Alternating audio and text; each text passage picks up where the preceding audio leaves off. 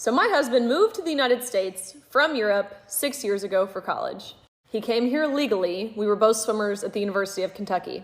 We got married at the end of my senior year in 2022, meaning we've been married for over 2.5 years now. Maybe you'd think he's well on his way to becoming a US citizen, and you would be wrong. After 2.5 years of marriage, he still doesn't even have his green card.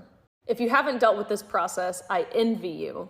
It requires so much in terms of application process, immigration lawyers, fees that you have to pay. Months and months and months went by before we heard from USCIS or Immigration Services, until finally we got this letter in the mail. I'm not going to include the whole letter because it contains personal information, but we got a request for evidence. The evidence that immigration was looking for was a completed vaccination record. And what vaccination did my husband not have? The COVID vaccination. Yes, you heard that right. In the year 2024, you have to have the under-researched, ineffective COVID vaccine to enter into this country legally. Notice I said legally, because our government does not require illegal immigrants to have the COVID vaccine.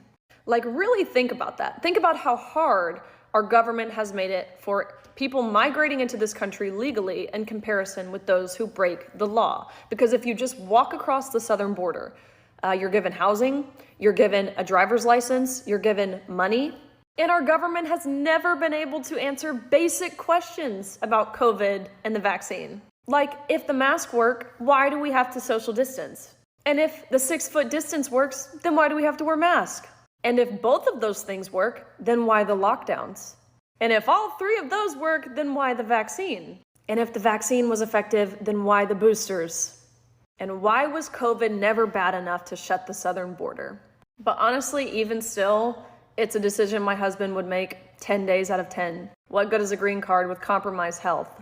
When this craziness inevitably ends, because it will, my husband will become a citizen and have a functioning immune system. So it's a win-win.